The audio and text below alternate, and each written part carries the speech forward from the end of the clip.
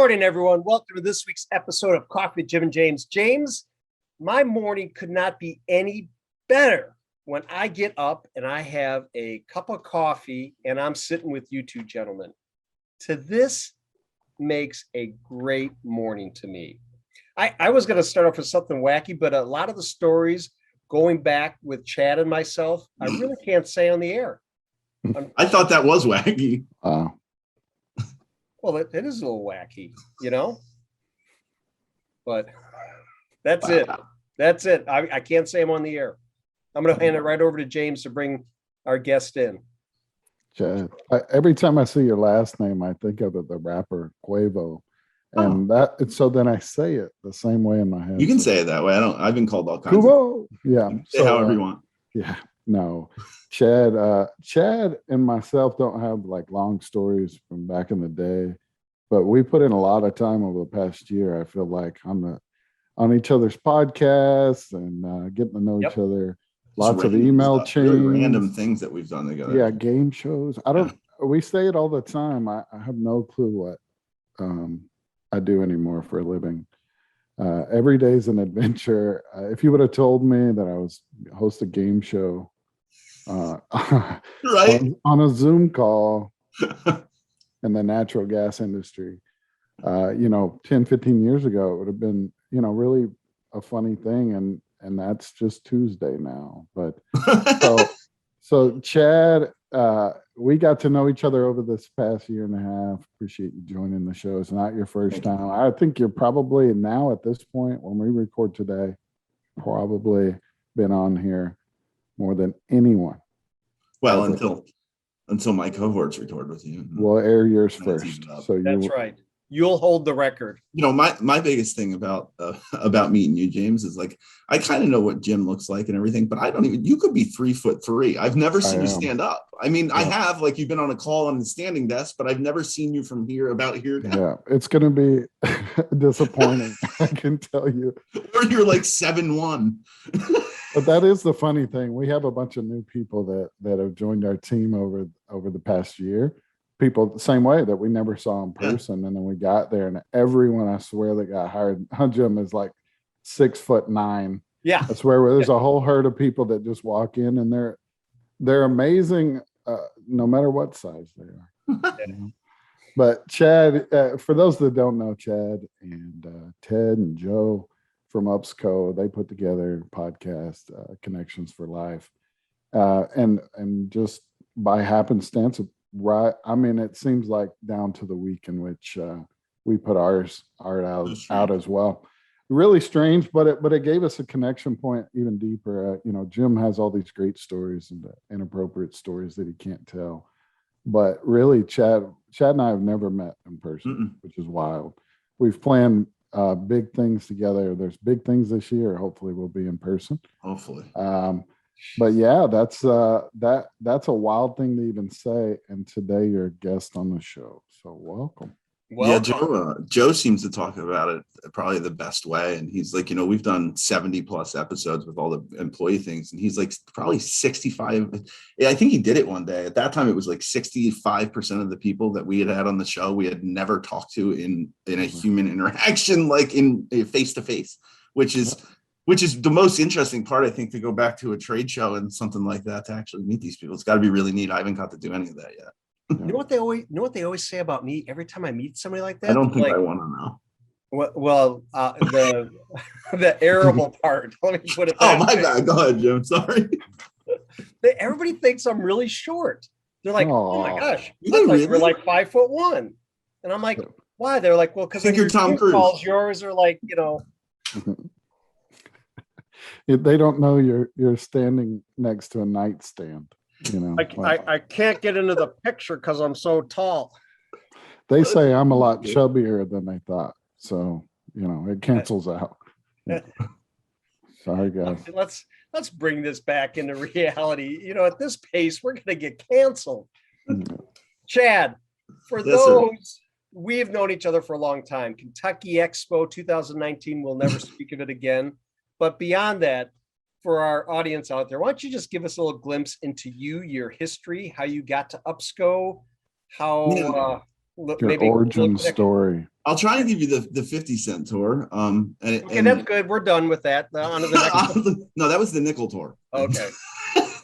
Oddly enough, I was thinking about it a little bit this morning. I kind of got into this industry not as a participant, but as a listener, somebody that told me stories probably when I was about 14 years old with a guy. His name was Bill Burke. He just passed away actually about 3-4 weeks ago. He was my mentor growing up. I played ice hockey with his son, and I know we get into hockey a little bit later, but I played hockey with his son, Nick. He was my best friend. And literally, I can't believe you prepped this much for the show. I just read hockey. I didn't say I prepped. I said I read hockey. Yeah, that is true. So I played hockey with his son, and I spent umpteen amounts of hours in the car with this man. And at the time, he was retired, and he was the president of Bread Row Shaw, which is Bread Row Price or HC Price or Shaw Cornell. He was the president in the 70s and 80s, and did very, very well for himself. Lived on the river in New Hope and also the beach. But essentially, I knew him, and I heard all those stories. I ended up going to college at University of Maryland for about a year and a half. I wasn't real good at it. Clearly, I was only there for a year and a half. And that was kind of my last shot at college too. Still wouldn't be very good at it, I don't think. But he was a big part of my journey all through there and helped me. And essentially, when he knew I left college, just because I wasn't ready for it, I was too young, quite frankly. I went buck wild. But I stayed in touch with him, and I was still really good with friends with his son. And he actually, during the time, I'd done an internship. I'm sorry to be so long-winded, but I did an internship for him at Shaw on pipe coating. And it was on concrete coating for a big project in Maine, the Maritimes Northeast. And I went there for like 3 months in between my freshman and sophomore year of college. And I loved it. I don't know why I was like a grunt, but I loved what I was doing. So I went home, and when I left college, I started to work at concrete plants. So I worked for like a year. I was 20 years old, 21 maybe, if that, working at ready mix concrete plants. And Mr. Burke, same guy, called me one day and he said, "Hey, we're buying a coating plant here, and we're going to buy it from Shaw, and I want you to come work for me." And I'm like, okay. So that took 6 months to a year. During that time, I actually moved closer to there. And eventually he called me and said, "I need you to come here." And at that time I was, I didn't have a college education. Nothing. And I was doing okay. I lived in an apartment outside Philly with Lindsay, who's my wife now, for those who know her. Wait, sweetheart since high school, correct? Yes, absolutely. Since I'm 17 and she's 15. Yeah, she was younger. She never let me down. That's interesting. Let's lean in there and just go down. No, I'm just kidding. So essentially, I went to work at the coating plant for $8 an hour. I went to work for Mr. Burke for $8 an hour. That didn't last too long at $8 an hour. I got a raise. I worked there for about 6 months to 9 months, and then I was just a laborer. And then they actually bought the company finally. I got a chance to go do inside sales for about a year. Knew nothing about it. I was like 22, 23, really didn't know anything about the industry except what I had experienced, which wasn't much at that time. Did inside sales for about a year. Mr. Burke and Don Barter, who I owe a lot to as well, who still owns the coating company. He's my, he was my mentor too, just as much as anybody through those years.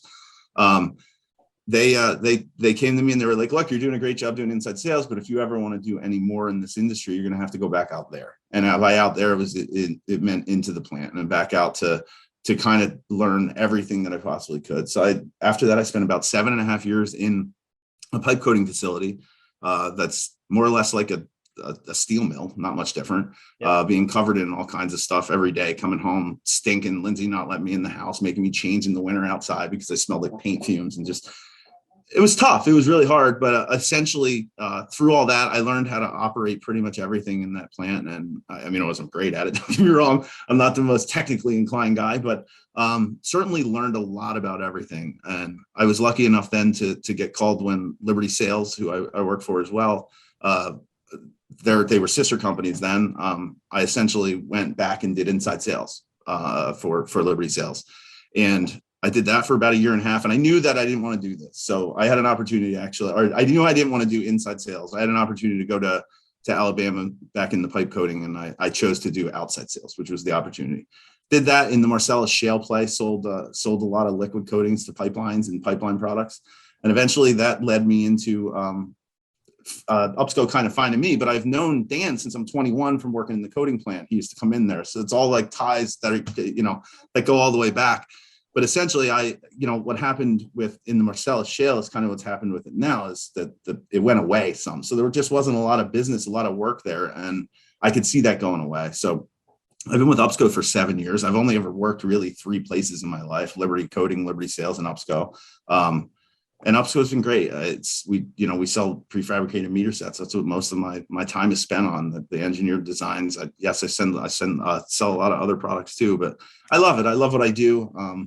COVID has certainly changed what we do, like you said earlier, James. I mean, if you told me that 2 years ago, this is pretty much how my day would be spent, not, just recording the show, but I literally, I can't justify guys even getting in a car sometimes anymore to drive for lunch with somebody, to drive 2.5 hours each way. And before that was just norm. It doesn't make sense. I can have that call for 20 minutes on my computer at 9 a.m., so things have changed, but I still love it. I still love it, all of it, the industry, everything. So I've kind of grown up through it.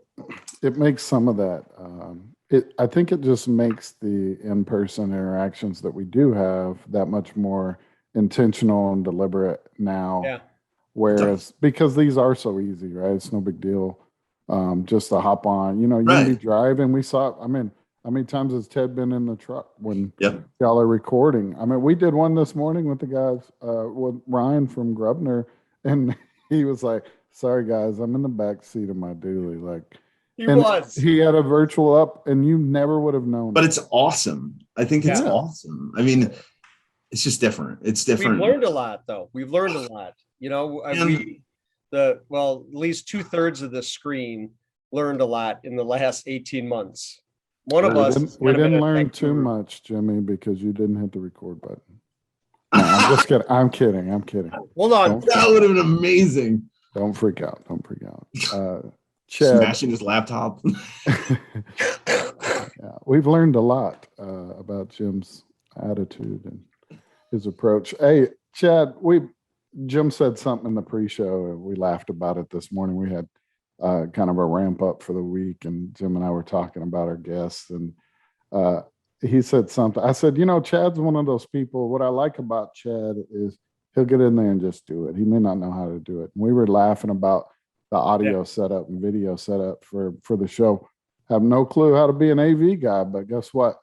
I bet by that time you'll learn. My job this week. It is. It's Tuesday, right? And Jim and other things, right? Whether it be I'll get in there and learn how to edit, or I'm going to get in. I'm going to learn how to make a website so I can create a whole expo. Absolutely. It's weird. It's different. But that's one thing that really kind of stood out to me. And Jim said, Chad's like the James of Coffee with Jim and James. He is. And what he meant by it is that's why I think you and I connected very quickly. Was obviously the other two guys don't do anything much like Jim. And so, we can have the grandest ideas, but also we got to get started. Right. And we joke, we know what everybody's value is. Of course we do. Table. It's obviously not technical skill, in that regard. But no, I'm kidding. I think I'm getting. No, you aren't. Here. But no, you aren't actually. No. I need Joe on to stick up with me. No, we Jim, you're a technical monster. Good job. But really what we're getting at is you are somebody who behind the scenes does a lot of the logistics behind it. And, yes. Making sure the thing can come to life and how that happens. Everybody kind of casts a vision, but then at the end of the day, you have to deliver on that. And, sometimes people get in this analysis paralysis mode where it's got to be perfect and get it, and believe me, I'm a perfectionist, but I also need to go, right? And that's one thing I saw on you. We speak in the industry all the time, and people always ask, well, how do I get started? I'm like, just start, right? Just start. It's the hardest thing. Just start. Mess it up, break it, put out a crappy product, and guess what? You'll want to do it better next time. And better. And that's something in you, Chad, that I think is impressive. There's a lot of work that goes into our shows, and there's a lot of work that goes on behind the scenes. And I know what kind of lift it can be, and I'm impressed with the work you've done. Thank you, James. It's tell you why or how or what drives me. This has a support group. Nobody else is going to do it. And it's kind of like law. Once you establish that, like, that's Chad's going to do all the stuff that nobody else is going to figure out how to do. That's kind of how it's just what it is now. Yeah. So, and I like it, but I like it. I like to be challenged like that more than anything. More than anything, I like the challenge probably. And I'm not a super competitive person. I am when it comes to things that matter, but like my kids and most of my best friends are so competitive. They can't figure out how like I can go play them in a game and not get angry. But I'm not built that way. I just want to get, like you said, get started. If you can get started, you can get somewhere. It's going to be more than I had 10 minutes ago. And sometimes, like I tell people, the one thing I'm terrible at, really bad at, is like Excel spreadsheets. I know how to do them. I know how to use them. I just can't get through them. I'm just no good at it. All bad. It takes me 3 times long. Joe can go through a spreadsheet, ding, ding, ding, ding, and give me the stuff out the other end, and it'll take me 4 hours. So there are things that I'm good at, but I think the point of it is you just have to start. Like James says, if you don't start, you can't ever even get the thought of getting to the finish line. So. Yeah, and one thing that people don't think about too is you don't know, like, for instance, Chad, let's just take that example we talked about with putting the booth together for AGA. Yeah. The sound and video is a very daunting thing. Like if I told Jim, you're in charge of AV, like that's a very daunting thing. That's going He'd to hire somebody else. Yeah, well, he's smart that he would, but what I mean is, that can really hang over people, and it's a dread and things like that, to where someone like you that's wired, that's kind of like, man, I don't know what it's like, but I'd like to plug some stuff in, and I'm not going to blow it up, you know? No, and I'm never going to lose what I learned. So like Right. next week, and here's the thing, the only reason that I even had the idea of the webcast was because I had a podcast with my neighbor across the street that had 200 episodes. And we got to the point where when COVID first started, that we wouldn't even go across the street I wouldn't even go in his basement because we had no idea what was going on. So we started to do it on Zoom. And that's where the idea came from, and so it was because I learned it once that I had to do it again. It wasn't, Sure. You know what I mean? So like the audio video podcasting stuff, once I learned how to do it, nobody can ever take it from me. I'll know how to do it forever. Not that I may never ever do it again in my life, but hey. Oh, and what I was getting at is that's the crazy part, is just divvying that out a different way. If that's daunting to Joe and Ted, and they see you've got it functioning and working, that may be the launch point for them. You know what I mean? Like where they get excited. Like we joked about the game show earlier, but remember how quickly we threw together that graphic and had it pass back and forth between our email chain? Absolutely. And how everybody just immediately went to 10 on it. Yep. They were all bought in. We all laughed. We were, and everything was accomplishable by then, right? Because we just kind of started mucking through it. See how we just nerded out about that? Yeah, you guys did nerd out about it. I love it though. I mean, I love it. I absolutely do. It's, and you guys are wired differently. I'm wired in my strength finder as an activator, which means I want to plug it in and it works and go. And when I'm consciously so do I. It just doesn't. Yeah, but I'm consciously incompetent how it works. So I'm like, it ain't gonna work. So we got to get somebody else to do it. James, Yeah. We break a lot of stuff. But no, I do. James is delicate. I don't know if I was like that much as a kid, but when I worked in the coating plant, I mean, I had guys that worked for me, mechanics and people that took care of the plant, but like I said, I'm not a super mechanical guy. I can do anything I can watch on YouTube. So if it's on YouTube, I can do it. It's just, if I have the tools and the right things to do it. So the coding plan, I think, made me that way too. It made because I had to figure stuff out. I didn't have a choice. Like if it was going to run, I was going to have to fix it. If you were in charge of coding over pipelines offline, I want to know where those pipelines are right now. Don't worry, they put extra anodes on. Okay, just to make sure. All right, then we're good. I was a very good pipe coding person. I want to talk about YouTube for a second. We're going to bring this full circle because there's a subject that is near and dear to your heart. Oh boy, Cuvo, and that is hockey. Yeah, and we know that we know as friends that it's a big thing in your family. It is, and we want to take this down to a personal level. And me being practically a Canuck, because I lived in Minnesota there for, down there 20 years, don't you know? That's pretty good. That wasn't a bad. It wasn't great at the beginning, but the next sentence was well, good. there I had a little Yeah. last night. No, we're good there. We're gonna go down there and get a little stop to eat there. But I remember my son, who's now in his 30s, when he was little, we signed him up for hockey. It didn't last long, and they said, "Okay, your ice time is at 6." I'm like, "Cool, 6 on Saturday. We'll have dinner." Go. They're like, "No, 6 a.m." I'm like, "6 a.m." I'm like, "What is this?" That was up in St. Paul, where again they're big into hockey.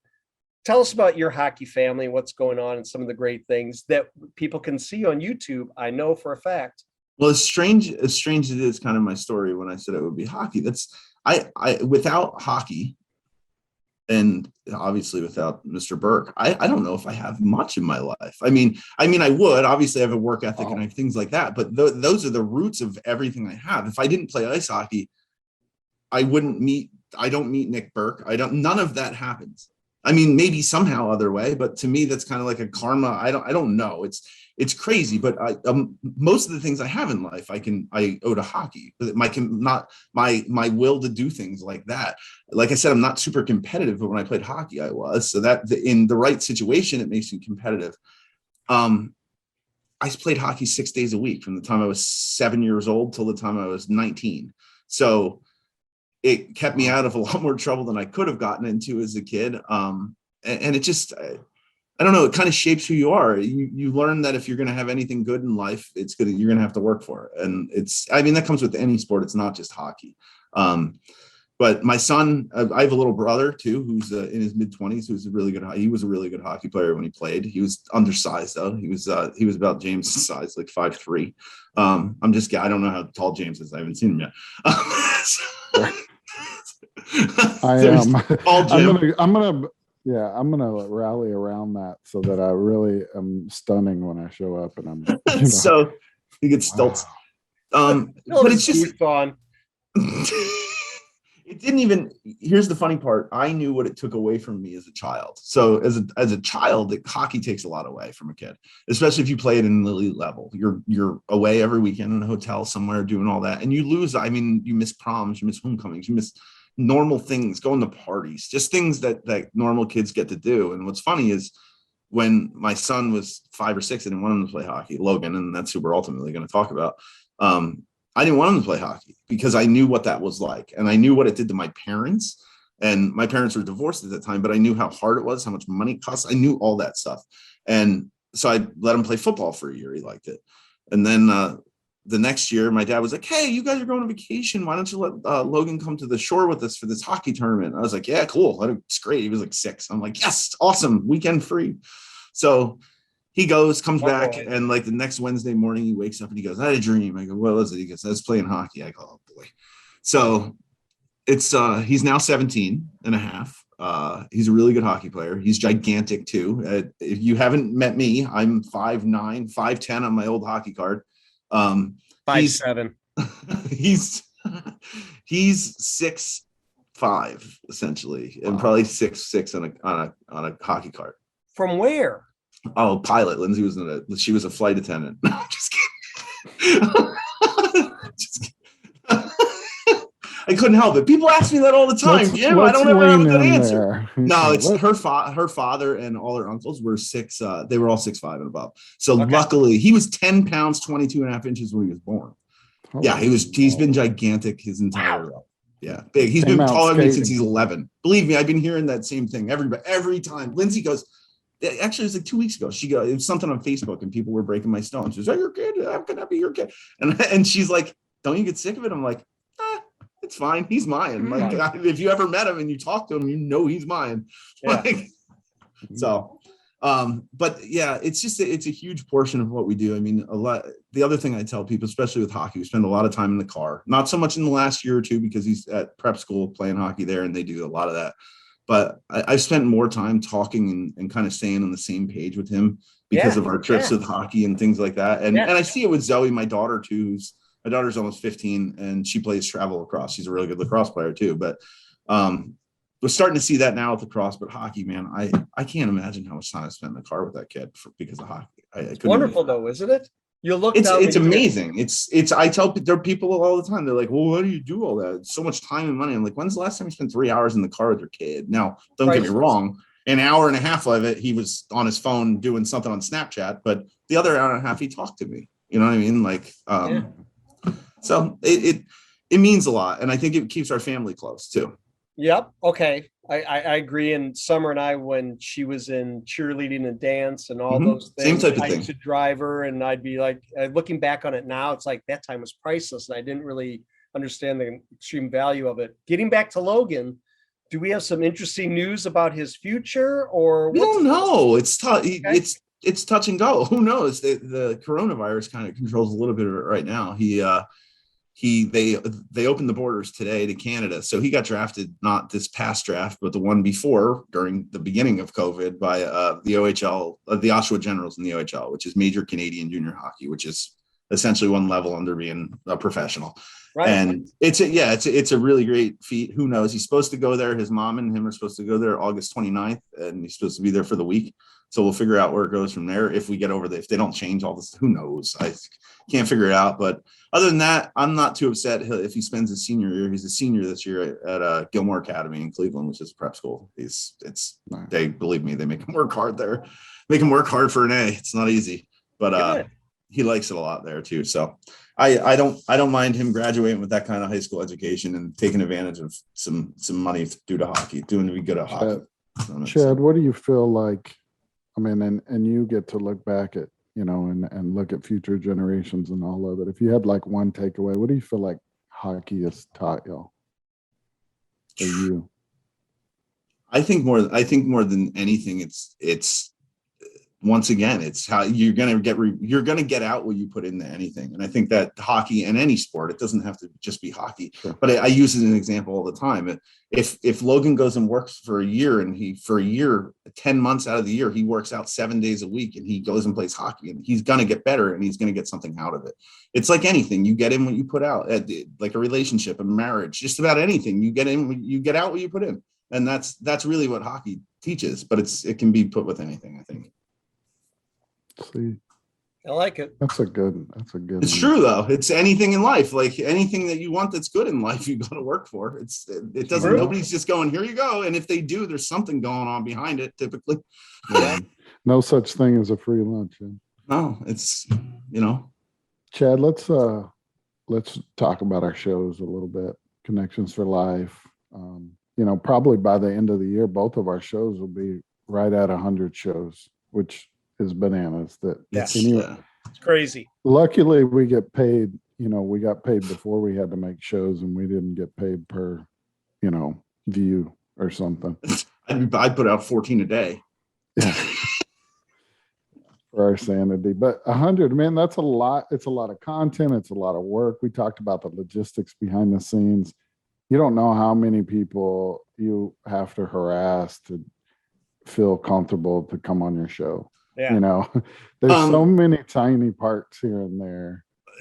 I can just give you some fun examples of that. I mean, Joe, luckily that, everybody knows that somebody has a role. Well, Joe's is usually, he's the guy who hunts people down for the most part to come on the show. I do it a little bit. Teddy's getting better at it, just with getting out and meeting some people. But Joe definitely does that. And it's a struggle. We had 3 people that backed out on us last week that we were supposed to record with, and they were like, I'm sorry, I have something come up. And it's not because they don't want to, it's not even because they didn't want to do it. It's just because they literally had emergency come up or they couldn't do it. Somebody had to get in a plane. So the hardest part, the hardest part to me is it's everybody else. It's trying to get everybody else. Because you're literally trying to wrangle, and us 3, the 3 of us can be tough as it is, just trying to get our schedules pinned down. Yeah. So I know Joe does a great job with it. And like I said, I help a little, but he definitely deserves all the credit on the booking side. It's all that spreadsheet work. Yeah, that's it. Obviously. Well, let's talk. I mean, now it's 100 episodes. I mean, by the end of the year, probably. And that's not even including, think about the stuff we're doing live. I know. There's so many. We have think about it too this way, James. We have employee profiles. So we've done some of those, but every episode we put out too, we have an intro and outro. So we record that person talking, and then we record 2 more videos on top of that for each one of them.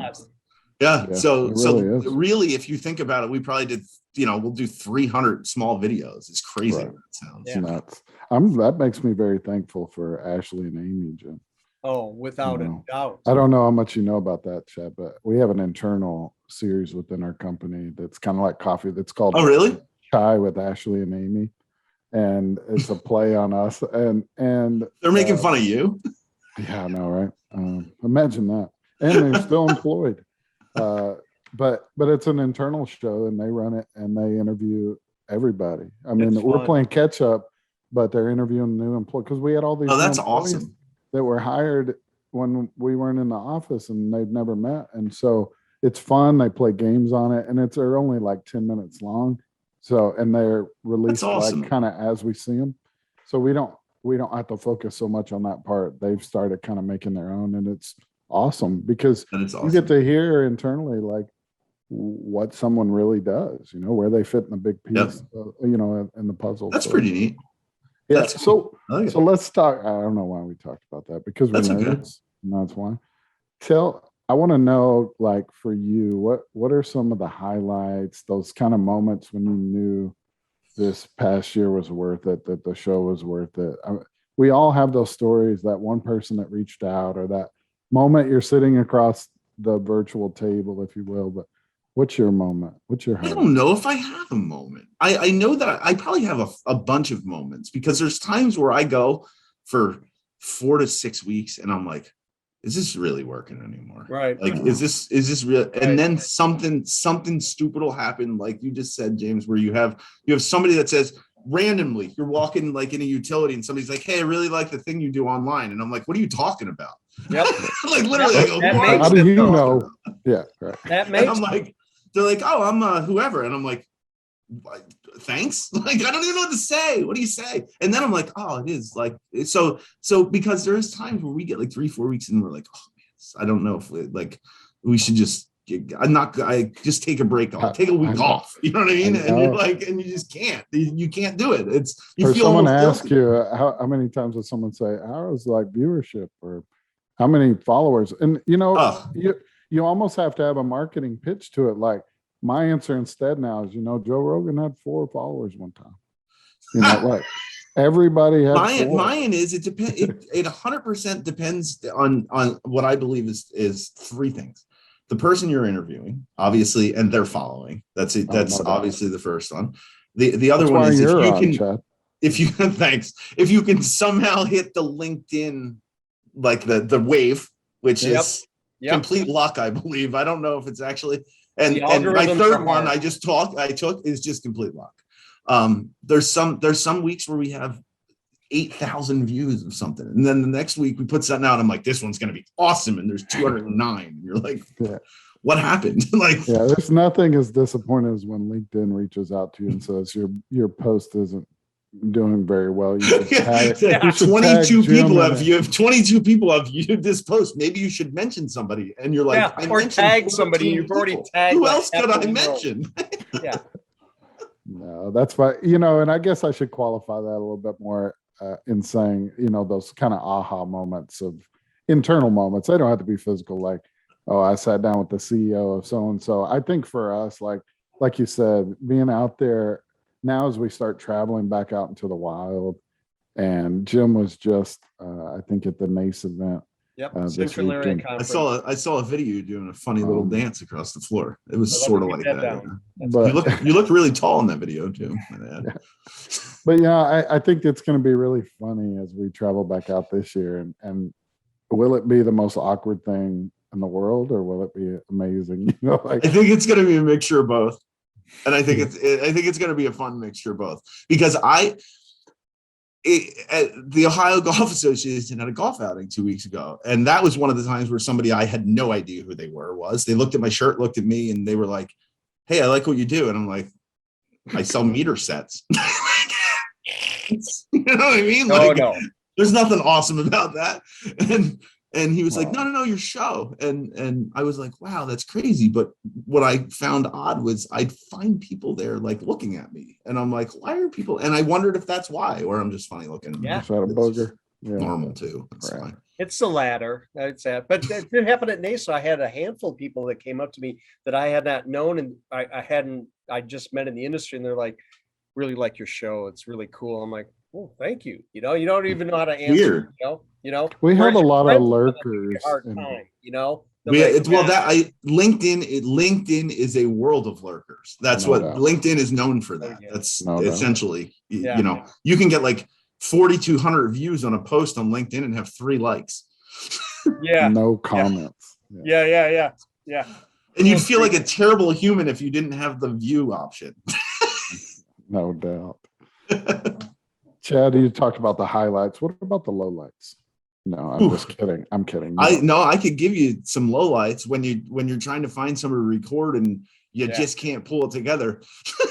Again, that's why the you're work. here. That's the hardest part. Is when it really is. It's tough. It's that part's hard. There are challenges. It's hard to get 3 people in a room at one time, even if it's a virtual room. Sometimes, Yeah. that's challenging. James, I'm going to give you a highlight just with us. We were talking about it today, Yeah.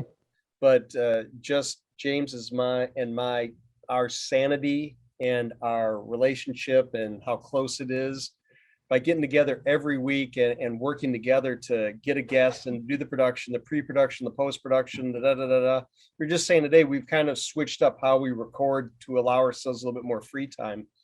And we're like, nope, we got to go back to, the very consistent, because we need it during these times. And that was such I guess an intangible, tangible that we hadn't really realized. Just getting together, just like this today.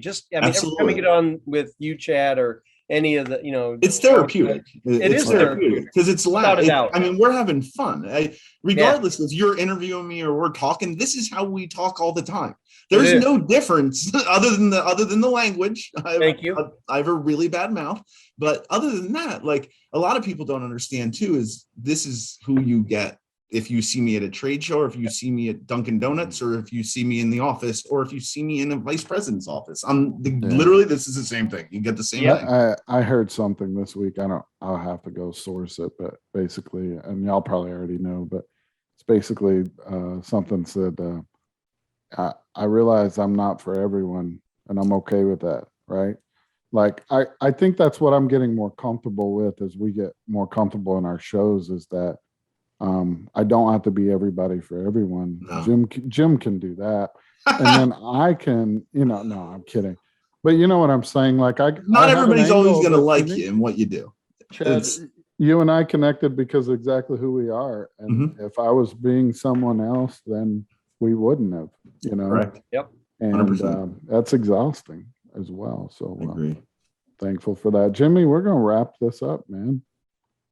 Are we good? Do we have any more questions? Are we good? Well, I've got one. Let's throw one. But Chad, let's roll the dice. Yeah, you had the question. I actually read the question because there was no way I could answer this question without reading the question. All right, you ready?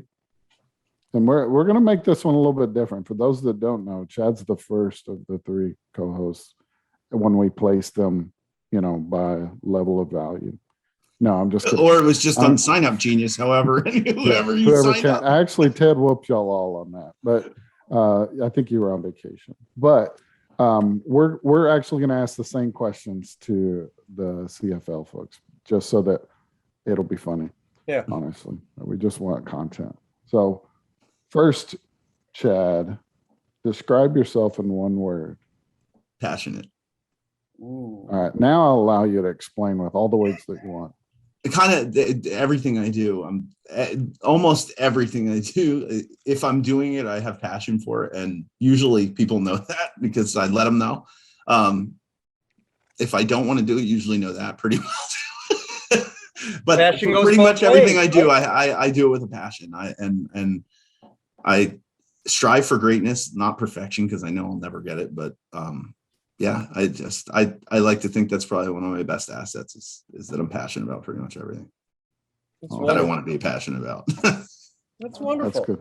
How like I said, it goes both ways. If you're passionate that you don't like something, people will really understand. That's you don't like correct. it, See, it works both ways. right? See? Yep.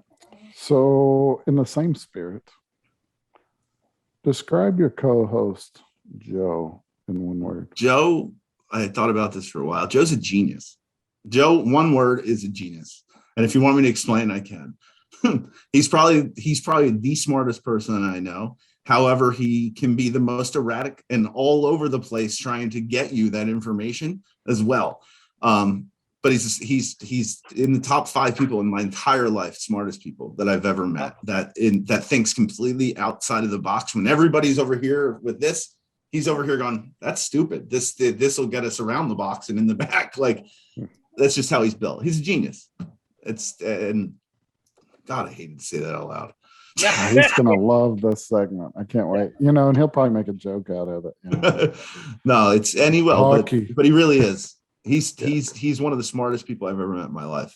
As crazy as he is, and as that Joe. is. Joe's awesome. I can't wait for his too. All right, Teddy's a hero. Teddy, I think we talked a little bit about it where Jim did the drill sergeant thing, but Ted spent a bunch of years in the Marines, which is just in itself could make you a hero. I know he did a lot of cool stuff as a scout sniper, but a lot of things that people, they do know, but they don't know. Up until about a year ago, he still is heavily involved, but he's heavily involved in everything community. Everybody knows about his basketball stuff, but he was also in the church. He was involved in the church. It's something on the board of the church. He was actually on the school board before he moved to this house and had to get out of it. He's on the veterans protect. I think it's called Protect Your Six or Protect My Six. He has a veterans group. That's his. There's just so many things. He is like an Alcoholics Anonymous. He does stuff with them. All kind. He is like a community guy. He really is. And I mean, it took me a little bit to come up with one for Ted without just making fun of him the entire time, but that's what he is. He's like the American hero. It's kind of, wow. That's good. I had to say that one too. It sounded so much better before I said it. All right, now give us all the ones that you didn't use. Yeah. I didn't write them down. How about this? You're on a deserted island with Ted and Joe, and you have to put one person on a raft to sail out to sea to never be seen again. Oh, it's Ted. Oh, okay. It's not Joe. That was fast. Yeah. Wow. That's because Joe's my best friend. All right. I mean, Ted's gonna was cry 2 over words. that. Ted has a very good skill set to keep on the deserted island. However, he'd end up killing me, bro. Yeah, he'd eat you. Wouldn't be me killing him. You'd be on the spit. Yeah. Love it. Lord of the Flies style. Chad, thank you so much for joining us today. Thank you guys. I had a ball. Always. I could, as always, we could talk for hours and hours, and we hope that the audience got a little glimpse into you and your life, what you bring to the industry, what you bring, your passions to not just the industry, but to life, communities, interaction with, the hockey programs and all those things you talked about. You really are a great friend to us. I appreciate you each and every day. And again, on behalf of James and I, thank you for joining us today. Thank you guys. Thanks for having me. Absolutely. Until next week on Coffee with Jim and James, please, as I always say, stay safe. And we'll see you next time on Coffee with Jim and James. Stop pointing at me, Jim. I always point. That's my hand. I feel attacked. See you, everybody. Bye, y'all. We're going to have to get that list.